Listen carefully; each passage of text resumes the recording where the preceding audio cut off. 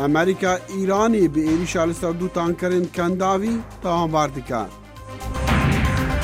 سەرۆکا جڤاتا نوێنەران مخابنیا خوا دیار دکە لە هەمبەر گوتنین سەرۆک ترامپ و گیان لەبەرên ئۆقیانۆسان ڕاستی زەحمەتیان دبن.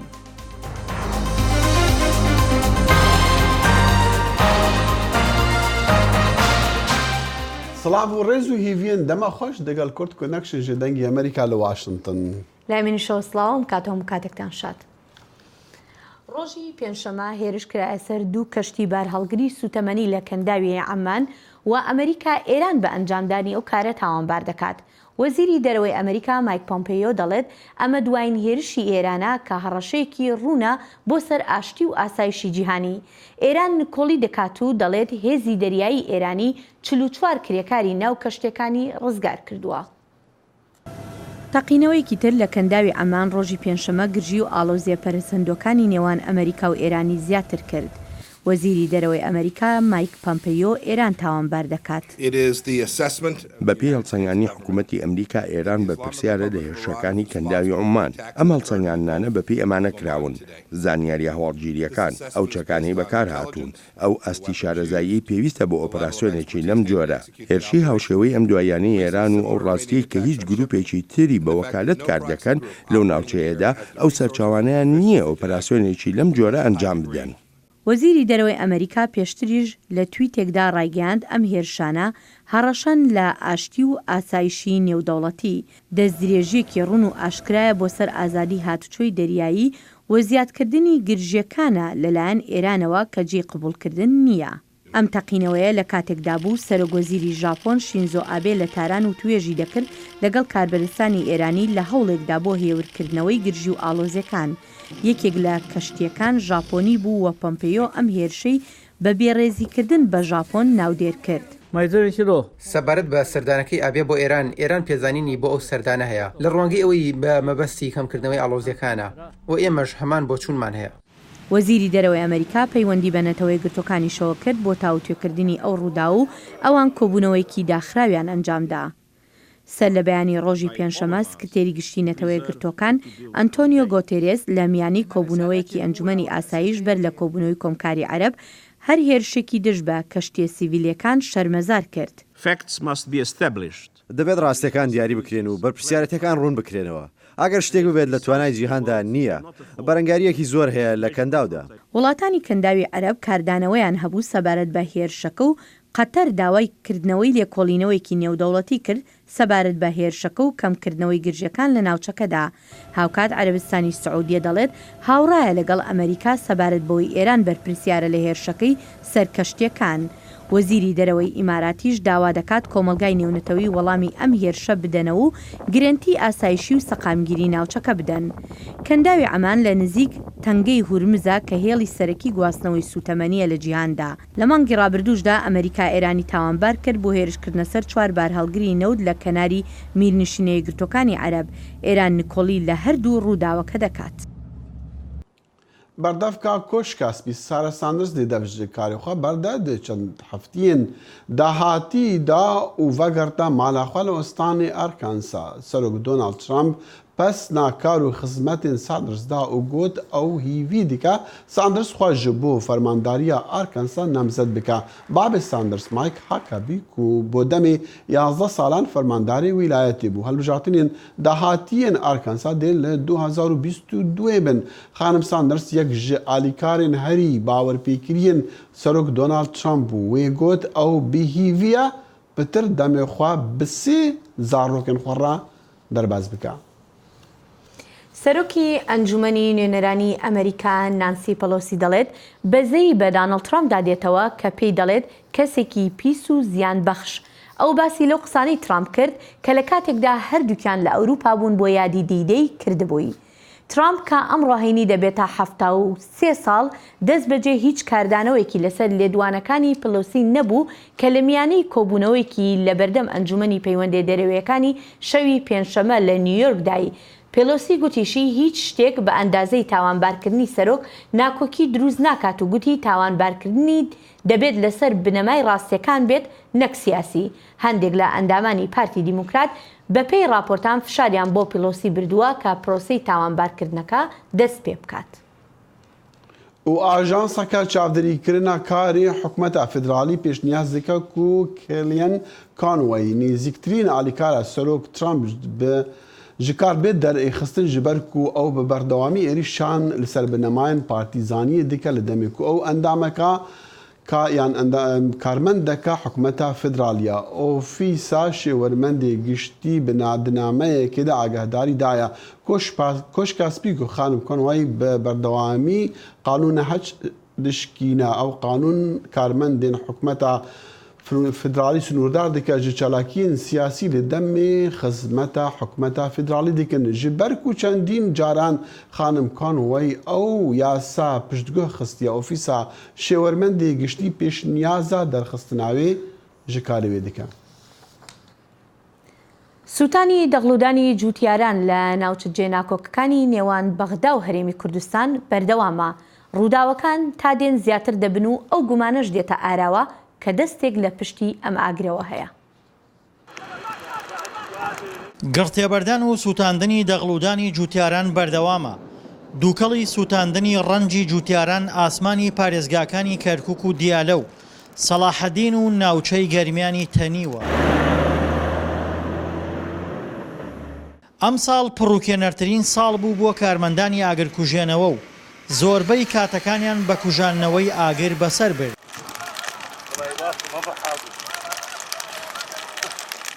جووتیارانیش گەرچی دڵخۆش بوون بە زۆری بارانی ئەم ساڵ کەچی ئاگر خەرمانی ڕەنجانی سووتاند و خۆشی لێ تێکدان. وەڵا ئەزەری و حساب ناکرێ لە چه حساب کرێ دوستا سیاست گڵابە بەس کاسوتیەوە ئەمە چی خۆی قبلەکە وەڵا ئێوە زەلەمەکە ناشرای نەیەگرت کوردیش ئەمە کەی ڕاستە مە کەی ڕاستە برا فەرمووی یەڵە دی عالم خەستە برا ئەدی خس ئەمە چییە وەڵا من دامەستە ملیۆنی دیارە وەسا سوتیا بڕات هیچ جووتیارێک و تەنانەت هاوڵاتیەکی ئاسایی بڕوا بەوە ناکات کە ئەو هەموو ئاگرەی ئەم ساڵ دەستێکی گەورەی لە پشتەوە نەبێت. بەڵام تا ئێستا حکوومەت و دام و دەستگا فەرمیەکانی عێراق و هەرێم نەیانتوانیوە وەڵامی گومانی جووتیاران بدەنەوە بەڵکو دەیانەوێت لە ڕێگەی مژدەی قەرەبووکردنەوەوە گومانەکانیان لەبیر بەرنەوە. بەس وە حاڵ ئاگرێت لە هەر جێگایە کرایەوەترەوە ئاگرە تەشخە ناسێنێ چارەسەر ناکرێت ئەوە تا لە بەیانیوە نازم ساعات حوتە هەشتە تا ئێستا حەریق نەحەریقێ نەدووسێت دە حەریق خەریکە ئاگر کوژێنەوەیە لێرەوە کوژێنەوە لۆرە داگرسێت لەم ڕێ کوژێن لۆرە داگرسێنە حەقە حکوومەت سزای و کەسانە بە توندی بدات. ئاگری ئەم ساڵ تەنها سووتاندنی دەغڵودانی لێ نەکەوتەوە بەڵکو گیان لە دەستدان و برینداربوونی دەیان جووتیاری لە پارێزگاکانی نەینەوە کەرکووک سەلاحەدین و دیالە بەدوای خۆی داهێنا. بە پێی وتەی مولازم قەیس عەبدوڕەزاقی وتەبێژی بەرگری شارستانی کەرکووک کەوتنەوەی ئاگرەکان هۆکاری جۆرا و جۆری هەیە لەوانە فڕێدانی جگەرە و کەوتنی تاوەری کارەبا و چەندین هۆکاری تر. هەر لە سعات دەوە حتا نزیک ئێوارەتی مەکانمان بە بەردەوامی هەروەک ئاگر ناوچە ئارامەکانی هەرێمی کوردستانیشی گرتووەتەوە بە تایبەت بە درێژایی دوێنێ پێنجشەممە تا درێنگانێکی شەو تیمەکانی ئاگرکوژێنەوەی ناوچەی گەرمیان سەرقاڵی کوژانەوەی ئاگر بوون. پێمە دیارە ئەو ئاگرانەی کە لە ئێرانەوە دێنەوە گومانتیانێت جێگەی گومانە ئەوەی لە خوارەوە دێ ئەوە دەستێکە ئەوەی لای خۆمانیشە ئەکرێ مەسەرەن کێشەی عەشایری بێ ئەوەندە زۆرە ئەویشە گومان لامان بەڵام ئێمە ئیشوکانمان تەنها کوژانەوەی ئاگرە کە ئەچین تەلەفۆنمان بۆ ئەکەن کە ئەچینە سەر ئاگرێت تەنها ئاگر ئەبینین شتی تر نابینین ئەکرێ خاوەن گەنم خاوەن دەغڵودان ئەگەر گومانی لە کەس هەبێ بچێ شکات بکە. زۆری ژمارەی ئاگرەکان هێندە گومانی لای شەقامی عێراق بە هەرێمی کوردستانیشەوە دروست کردووە هەمووان بوونەتە چاودێری سیاسی و لێکدانەوە بۆ هۆکاری کەوتنەوەی ئاگرەکان دەکەن. سووتاندنی دەغڵودانی جووتیاران بەردەوامە بەڵام تاکو ئێستا هیچ کام لە حکوومەتی عێراق و هەرێمیش نەیانتوانیوە وەڵامی جووتیاران بدەنەوە کاخۆ ئەو دەستانەکێن کە لە پشت سووتاندنی دەغڵودانی جووتیارانەوەن و بەرژەوەندیان چییە لە سووتاندنی دەغڵودانی جووتیاران؟ دڵشادە نوارد دەنگی ئەمریکا دەشتی بنکورە. ساڵا خوێندنێ لە خوێندنگەهین کامپی شەهبایل پەنابەرین عەفرینێ بداوی هات و مامۆستا و خوێندکارانژی شاهیا داویا ساڵی گێڕان. بەڵێ لە هەمان کاتیشدا خوێندکارەکانی کە دوایین ساڵی خوێندنی ئامادەییانە بێ هیوا بوون بەهۆی نەبوونی زانکۆ و پەیمانگاکان. بجوش و هەیەژانێکە مەزن کۆمیتەیە پەروەردەیە هەرێما عەفرینێ شاهیا داویا ساڵا خواندنێ لە دارخست لە شاهیێدا باوەڕنەما لە شاگرد و خوێندەکارن عەفرینێ گولشەه با پەناڤەرن هاتن بەلافکردن. لە گور کۆمیتەیە وان کانی بوو پەروەردەیە زاروکێن پەناڤەر bi serkeftî biqedînin ku tevî hemû kêm derfetî û zehmetiyan sala xwendinê baş bû. Weke ermanj me dixwast em xwendekarin di milê zanistî de xurt bikin, di milê exlaqî de xurt bikin, di milê şîwazê jiyanî de xurt bikin. Weke deronî jî em ser wan bixebtin. Bi rastî vê heka jî weke encam derket. Em ê hêdî kiştên dawiya salê perwarda 2019 êdî me şagirdên serkeftî xelat kirin.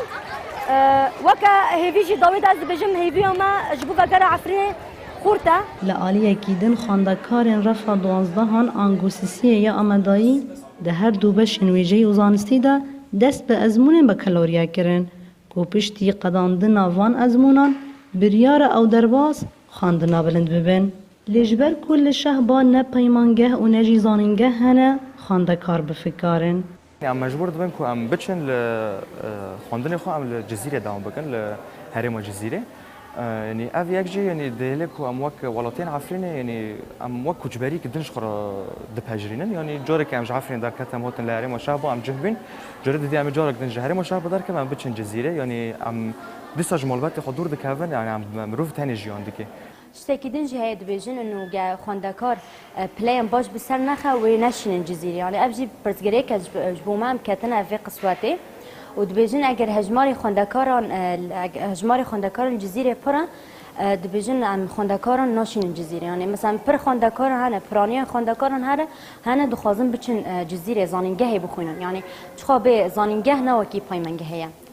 Di vê derbarê da serokê komîteya perwerdeyê Hamed Rustem da zanîn ku ew hewl didin peymangehan li Şehba vekin da ku xwendekarê nikanin herin zanîngeha Rojavaya Cizîrê fêrbûna xwe li vê derê temam bikin.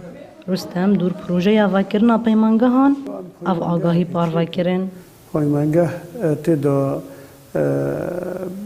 babetê yano gerek me fêrkirinê da perwerdê da gerek dibinî wek ziman û wêjeyê Kurdî ev ne yano yekemî ne êdin fîziya kîmya êdin bîrkarî riyadiyat coğrafya dîrok. Hêjayê bîrxistinê ku ji sala 2012 de perwerde li Efrînê bi zimanê Kurdî birêve diçû. Her wiha zanîngeha Efrînê hatibû vekirin. Lê piştî desedanîna Tirkiye ser herêmê xwendekar ji perwerdeya xwe dûr ketin ku paşa rûja wan nezelal e. Newrûz reş û dengê Amerîka Şehba. ڕۆژا هەشتی vê mehêşemiya borî roja oqyanûsên cîhanî bû li vê rojê zane dibêjin ku oqyanûs rastî gefan dibin û masîgirtina zêde dibe egera ji navçûna çend rengên masiyên bihadar. بەڵام یەکێک لە ئاستەنگە مەزنەکان ئەو ملیۆنان تەنە پلاستیکەیە کە ساڵانە دەخرێنە نێو ئۆقیانوسەکانەوە. هەر ساڵی 8 میلیۆن تۆن پلاستیک دەخرێتە نێو ئۆقیانوسەکانی جیهان. لە کەنارەکانی گابۆن زۆر لەو پلاستیکانە هەروە فڕێدراون. لە ڕووباری درینا کە دەڕژێتە نێوان مۆنتێنێگرۆ، سربیا و بۆسنیا زبڵ و خاشاک کەوتونەتە سەراو. لە کەناری ئوسترالیا گەلێک قامیشی پلاستیشی دەبینرێن. ئەوەش خۆمانین کە ئەم هەموو زبڵەمان ساز کردو. زبڵی پلاستیکی زۆرمان هەیە ڕۆژانە 100 بۆ 200 تۆن کۆ دەبێتەوە کاتێک لافاو دێت ئاکامەکەی دەبینین کە زبڵێکی زۆر دەکەوێتە سەر ئاو. لە دەمێکدا زبڵێکی زۆر خراوەتە نێو دەریاکان هەوڵەکان بۆ هەڵگرتنەوەیان زیاتر بووە بە جۆرێک هەوڵی خەڵک دەرەقەتی ئەو کارە نایە. خاشاکێکی زۆرمان فڕێداوەتە نێو دەریا و گەیشتۆتە کەنارەکان و واتە ئەو شوێنانەی کە خەڵکیشی لێنین. جێگای داخە لە ئاکامدا جانەوەرەکان مردن و باڵندە و خاشاک تێکەڵ بوونە. لە ئوسترالیا دوای ئەوەی لە هاوین هەوڵدرا قامیشەکانی تەختی ئۆقیانوس کۆ بکەنەوە تیمێکی خۆبەخش 2000 دانە قامیشی لە دەریای منلی کۆف هێنادر وا دیارە خەڵکی ئوسترالیا ساڵانە زیاتر لە 2,900,000 قامێشی پلاستیکی بەکاردێنن. بەڵام هەرچەند هەوڵەکانی خۆجێی بۆ هەڵگرتنەوەی ئەو زبڵانە کارتێکردنی هەبووە گرفتی گەورەتریش لە گۆڕەدایە. لە هێندێک وڵاتان پرۆگرامی کۆکردنەوەی ئەو پلاستیکانیان بۆ شۆنی تر و بەکارهێنانەوەیان دامەزراندووە. تام دوانە چین بە پێی مەزەندە 45% زبڵی پلاستیکی لە ڕادەی جیهانیدا پاک دەکردەوە و ڕەونەقی بازرگانی هەبوو. ئەوەش تا 2018 درێژەی کێشا کاتێک چین لە نەکاو هاوردەکردنی هەموو پلاستیکەکانی قەدەغە کرد و هەمویان لە شوێنەکانی وەک مالاسیا، ڤێتنام و تایلەند کۆ دەبنەوە. پێشەوەی چین ئەو پلاستیکانە قەدەغە بکات بۆ بەکارهێنانەوەیان بۆ ئەو شوێنە دەنێردران، بەڵام ئەوان هەنگاوی زیاتر هەڵناهێنن بۆ ئەوەی مسۆگەری بکەن دووبارە ئەو پلاستیکانە بە باشی بەکار بێننەوە. ئێستا دوای ئەمە ئەو وڵاتانە ئەم شتانە بۆ شوێنەکانی تر دەنێرن. هیچ کام لە وڵاتانە بەشی خزمەتگوزاریان بۆ کۆکردنەوە و دووبارە بەکارهێنانەوەی ئەو شتانە نییە. لە ئاکام یان بۆ ژینگە دەگەڕێنەوە یان لە بەرڕێگای یان بەڕێگای جۆرا زۆر لە ناو دەبرێن کە مەترسی دەخاتە سەر خەڵک. ئەوان تەنیا ئەو پلاستیکانە هەڵدەڕێژن، بەڵام لە پشتی کارگەکەدا دەیان سووتێنن. وە لە ڕاستیدا هەڵم و دووکەڵی ئەو شتانە هەر پێشتر گرفتی تەندروستی زۆری بۆ دانیشتوانی ئێمە پێکێنە. ئەو وڵاتانە بە دوای ئامۆژگاری چیندا دەڕۆن و ئەوەندە زبڵی پلاستیکی کۆ دەکەنەوە کە دانەوێت فڕێ بدەن. ئێمە بە بەکارهێنانی ئەو هەموو پلاستیکە خەریکە خۆمان دەکوژین. زۆر وابەستە بە پلاستیکین. کایە زبڵی خۆت کۆ بکەرەوە و پێی ڕابگە. لە وڵاتی ئێمە هەڵی مەڕێژە. لە کۆنفرانسێکی ئەم دوانە لە ژنێڤ 180 وڵات تاوتۆی پێشنیازێکیان کرد کاوانەی زبڵ هەناردە دەکەن پێشتر ڕەزامەندی ئەو وڵاتانە وەربگرن کە زبڵەکەی بۆ دەنێرن. بەڵام چالەکانی ژینگە دەڵێن وەڵامی جیدی هیچ پەیوەندێکی بە کۆکردنەوە و بەکارهێنانەوەی ئەو شتانە نییە، تەنیا لە کۆلتوری فرەدانی پلاستیک دوور دەکەوینەوە.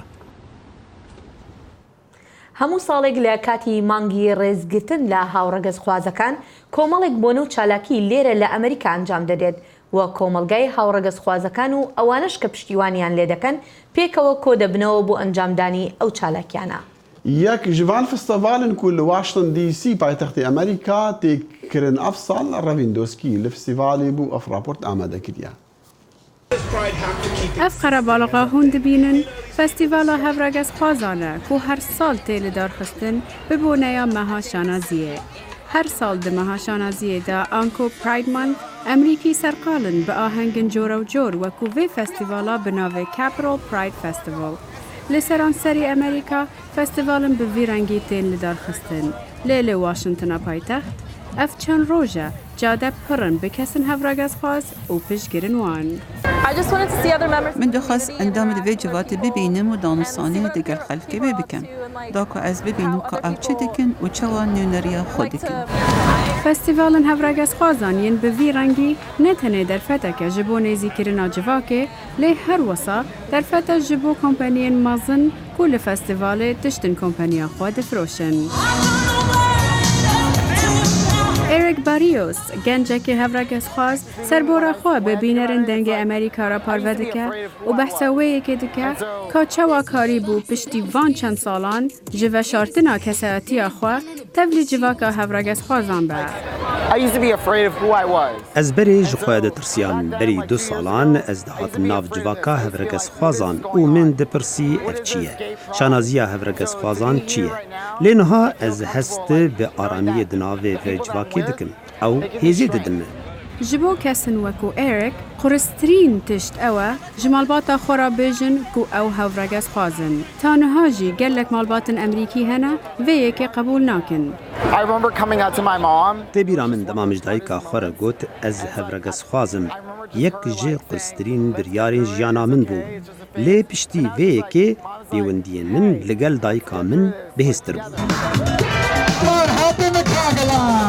گلک جاران دم مروف پیشگیری مافی هفرگز خوازان دکه یک راستی رخنین تند ده هندر مالبات و جواکا خودا. لی گلک کس دبینن کو پیشگیری هفرگز خوازان پیشگیری مافی مروفه و کو گالن گریفن بونمونه او نه هفرگز خوازه. لی دبینه کو پیشگیری آوان ارکک مروفه هیه. اگر تو جتشتکی حزناکی لی کاریگریه لسر جیانت ناکه تو نابا لدجیوه باخ بی و نمونه از گوش نخوم لی از جوان کسین که گوش دخون نابیجم بس گوش بخون. ترسا جه هفرگز خوازیه آنکو هوموفوبیا تشتکه کل سران سری جهانی هیا. لە وڵاتێکی وەکو ئەمریکا ژی بەقاسی پشگرن وان هەر وەسات دژبەرژی هەنا gelek pişkirin LGBTQ dibêjin ku ev dijberatiye ji nezanebûnê tê. Li gornêrîna min eger ew ji temenekî piçûk da wan fêr bikin tirs namîne. Demê yek ji piçûkanî fêrî seksên cî awaz bin pêşketîn wê zêdetir bibe. Demê ez zarok bûm dê û bavê min behsê seks digel min nekirin. Ji ber vê yekê bo demekî dirêj ez dijî seksê bûm. Eger em zarokan fêr bikin wateya hevregezxwaz çi ye ew li dijî wê nabin. Hêşta astengiyên li berdem hevregezxwazan nekêmin. Hêşta têgihiştina li hevregezxwazan pir e bitirs. Ravindowski, Dengê Amerîka.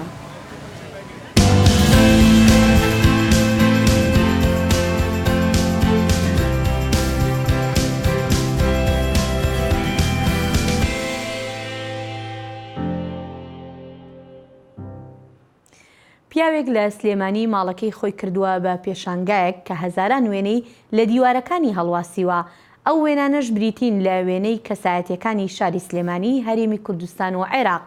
خۆی دەڵێت ئەمە ئەرشیفی نەتەوەیەکە. لەگەڵ چوونە ژوورەوەت بۆ نێو ئەم کە لە پورە هەست ئەکەیت بە نێو ئەلبومێکی وێنەی وڵاتێکدا گوزەر ئەکەیت و ئەگەڕێیتەوە بۆ دەیان ساڵی پێشووی عێراق و کوردستان و شاری سلێمانی. خاڵە ڕەجەب دە ساڵی ڕابردووی خۆی لە کۆکردنەوەی وێنە کۆنەکاندا بەسەر بردووە و ئەم کە لە پورەی بەرهەم هێناوە کە مێژووی وڵاتێکی تێدا پارێزراوە.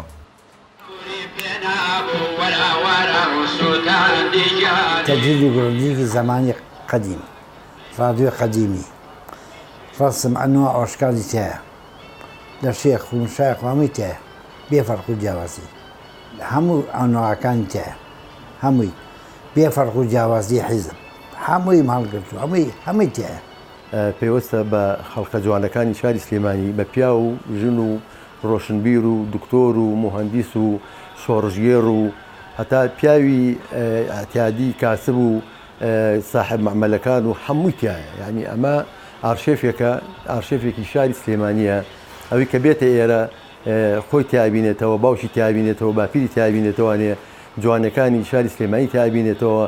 کۆکردنەوە و پاراستنی هەزاران وێنە کە هەر یەکە و چیرۆکێکی لە پشتیەوە حەشارداوە و مێژووی سەدەی وڵاتێک لە خۆ ئەگرێت کارێکی ئاسان نییە. بەڵام بۆ خاڵە ڕەجەب زۆر چێژبەخشە چونکە کۆکردنەوەی وێنەکان و پاراستنیان خولیایەکی منداڵی ئەوە. ئەتر دووسێ ڕاستم هەڵواسی زاقم بەیاکرد ئەو نیکەم بەیاکردەوەدا ئێتر دەستم بێکرد بەڕاستمە جایی وایە لە ئەمریکا وێنەمە خۆشی دوێ ڕاستم لە ماڵێ بووە یا قایم بووە لە ئالبەرد یامە لە ناحیە بوو لە ماڵێوان ڕسمی خولە پیزەوان مێناوەتەوە